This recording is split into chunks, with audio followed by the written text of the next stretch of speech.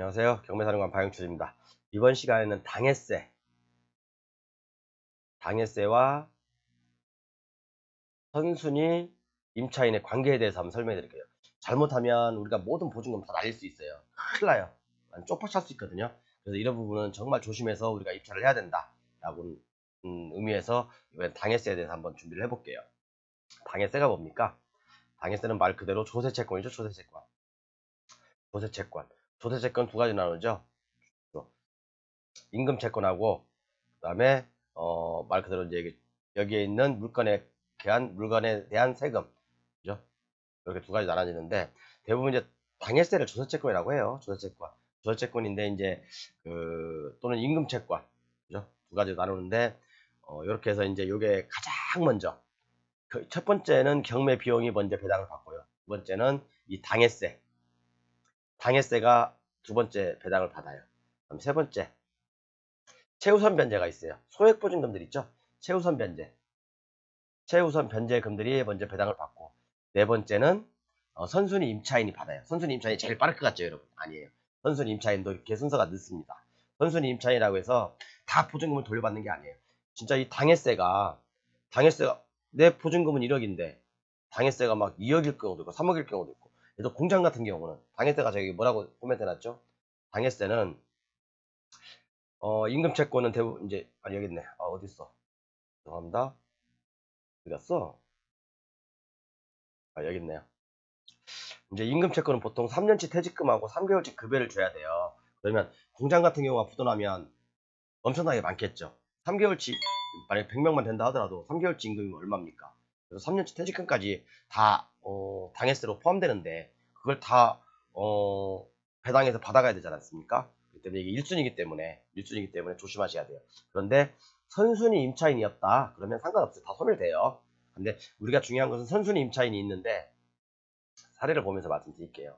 사례를 보면서 이번에 확실하게 짚고 넘어가셔야 돼요. 자, 이 물건을 한번 예를 들어 볼게요. 이 물건이 꼭 그렇다는 건 아니에요. 여기 보시면 뭐 압류 안성시, 평택세무서, 안성시, 뭐 평택세무서 이런 게 바로 당해세거든요. 당해세인데 뭐 여기서 임금채권도 있고 조세채권도 있고, 그죠? 임금채권 아까 말씀드렸지만 3년치 또는 3개월치 임금, 3년치 퇴직금이죠. 조세채권 같은 경우는 그 물건이라든가 어떤 그 물건에 관해서 생긴 어떤 채권들, 그죠? 바로 이제 압류를 들어가는 거죠. 이렇게 국가에서는 압류 가압류에서 제가 설명해드렸고, 자 그러면 어떤 때 조심해야 되냐? 첫, 첫 번째 두 가지 경우가 있을 수 있어요. 첫 번째 선순위 임차인이 있는데 선순위 임차인이 배당 요구를 안 했어요. 이런 경우는 그냥 내가 이 선순위 임차인이 배당 요구를 안 했으니까 내가 이거 얼마 물어줘야 되겠네? 그냥 감안하고 입찰하기 때문에 상관은 없어요. 왜? 주어채권들은 다 말소거든요. 그죠? 주어채권들은 이 낙찰 금액에 대해서 먼저 배당을 받고 나가기 때문에 다 소멸이기 때문에 상관없어요. 그런데 문제는 어디서 터지냐? 두 번째, 선순위 임차인이 있는데요. 선순위 임차인이 있는데 배당 요구를 했어요. 적법한 배당 요구죠. 배당 요구 종기일 안에 적법하게 확정이자도 받았고 배당 요구를 한 이 배당 요구를 했어요. 그런데 이 임차인이 낙찰가가 너무 적어서 배당을 다 못 받았어요. 아니면 배당을 다 못 받든지 아니면 당해세가 자, 이 사람이 주장하는 건 1억인데 당해세가 1억이 나왔어. 낙찰도 1억에 받았는데, 그죠? 낙찰도 1억에 받고 당해세도 1억이요. 갑자기 이제 나중에 패를 까보니까 1억이에요. 그러면 당해세 먼저 배당 받고 이 사람 배당 받아야 되는데, 그죠? 낙찰가가 1억인데 당해세가 먼저 빼가겠죠. 그러면 나머지 1억은 내가 인수해야 되겠죠, 여러분. 그죠? 그래서 선순위 임차인이 당해세가 물론 있어요. 이런 거 있을 때는 조심하십시오. 교부청구권이라고 하거든요. 또 법정길이라는 게 있어요. 이런 것도 나중에 차후에 설명드리고 아주 기초적인 거니까 이런 것은 여러분들께서 공부하십시오. 법정길, 뭐 교부청구권 이런 것도 아주 기초적인 거니까 그냥 네이버라든가 그 유튜브 찾아보면 많이 나와 있어요. 이런 것까지 제가 설명드리려면 좀 저기 짧은 시간에 그러니까 자 그러면 배당 요구를 했을 때 이게 문제가 되는 거예요. 이때 배당 요구를 했을 때 적법한 확정입자를 받고, 그죠? 선순위 임차인이 배당 요구를 했을 때 우리가 이제 그 당해세가 확인이 안 된 금액이잖아요. 요것은 평택세무서, 안성시, 아니면 법원에 전화해도 안 가르쳐줘요. 왜 안 가르쳐주는지 모르겠어요. 왜 안 가르쳐주는 거예요? 전화해서 물어보면요. 아, 개인정보 때문에, 보호법 때문에 알칠 수가 없대요. 그러면 입찰자인 우리는 요거 모르고 들어가는 거잖아요. 잘못하면 진짜 피박사인데? 그 개인정보는 중요하고 우리 일반 입찰자, 국가에서 물건을 팔려고 내놨으면 정보를 떳떳하게 공개를 해주는 게 맞잖아요. 아니면 당일날에도 공개를 해주던가. 그죠? 입찰하는 분들한테 당일날에도 공개를 해주는 게 맞다고 봐요, 저는요. 물건을 내놓고 팔았는데도 이렇게 공개를 안 한다는 거 정말 이건 모순된 것 같아요. 그분들의 개인정보도 중요하지만 우리도 국가에서 그럼 아예 물건을 내놓지 말던가, 그죠? 아니, 물건을 내놓지 말던가. 왜 물건을 왜 놔가지고 왜 이렇게 입찰 보증금 미납하게 만들고 이런 걸 우리 입찰자가 왜 증명해야 되는지요? 알려주지도 않을 거면서, 그죠? 죄송합니다. 제가 좀 이렇게 좀 목소리를 높였는데, 어쨌든 간에 배당 요구를 하지 않으면, 그죠? 어차피 배당 요구를 하지 않으면 다 이제 배당 받아가기 때문에 상관은 없어요. 근데 선순위 임차인이면서도 배당 요구를 한 때는 정말 조심하자. 자, 이런 경우를 한번 예를 들어볼게요. 이 물건하고는 관계없습니다. 자, 이 물건도 임차인에서 두 분 있어요. 2007년 임차하신 분하고 2013년. 자, 말소 기준 등기가 2010년이죠. 그런데 이분은 또 빠르죠. 이분은 늦지만, 이분은 권리 없지만, 이분은 빠르죠.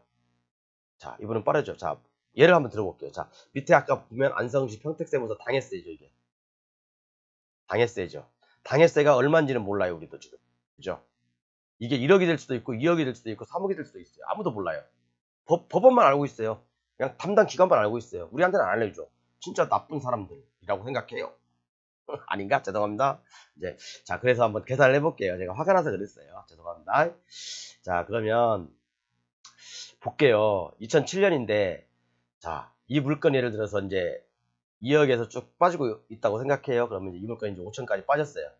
만약에 이제 이 임차인이 지금 보증금 미상이지만, 임차 보증금이, 뭐 한 5천이라고 해요. 5천간이라고 가정하죠. 자, 그러면 낙찰자인 5천까지 쭉 빠졌을 때, 낙찰 받으려고 하는 우리는 시세가 예를 들어서 1억이야.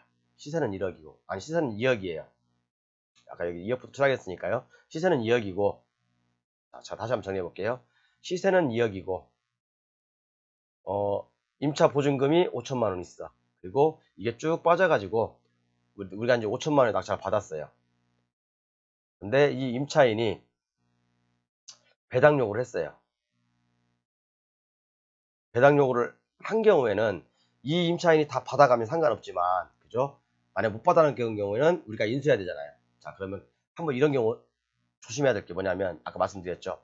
5천만 원 낙찰 받았는데 경매비용 뭐 3, 400 빼고, 그죠? 그러면 경매비용 3, 400 빼고 뭐 이것저것 빼고 그러면 뭐 이 임차인이 조금 한 1,000만 원 덜 받았어요. 1,000만 원 덜 받았고, 우리는 이제 1,000만 원을 인수한다고 생각하고 5천만 원 입찰을 했어요. 그죠? 그럼 저는 이걸 이제 6천만 원에 낙찰 받은 거잖아요.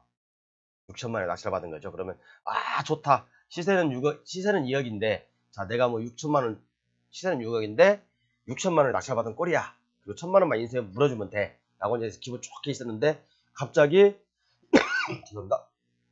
확인되지 않은 이 당해세가 푹 나오는 거예요. 만약에 이게 1억 5천이다. 당해세가. 아니, 당해세가 뭐 2억이다. 그럼 어떻게 하실 거예요? 당해세 먼저 배당 받고, 당해세 2억 배당 받아가고, 임차인 한 푼도 못 받아요. 임차인 당해세 먼저 5천만 원, 5천만 원 낙찰받았으니까 5천만 원 안에 다 주겠죠? 그럼 임차인 한 푼도 못 받죠. 내가 임차인 거 다 떠나야 된다는 얘기예요. 그렇죠? 나는 5천만 원을 받았으니까 시세가 좀 2억이 너무 높네. 그죠? 시세가 뭐 한 1억이라고 해야 되겠네요. 자, 그래서 나는 남는 거 하나도 없이 오히려 까질 수가 있다는 얘기예요, 돈이요. 그래서 이런 경우는 정말 조심하자. 그죠? 아까 뭐라 그랬지? 빠른 시간 정리해 보겠습니다. 당해세가 있는데, 선순위 임차인이 배당 요구를 하지 않으면 상관없어요. 배당 요구를 하지 않으면 그냥 이 낙찰 금액에서 지들끼리 당해세 가져가고 어쩌고저쩌고 저당권자 가져가고 그래요. 그런데 배당 요구를 했는데 갑자기 당해세가 커버릴 경우가 있단 말이에요. 이런 경우는 조심하자 라고 말씀드리겠습니다. 감사합니다.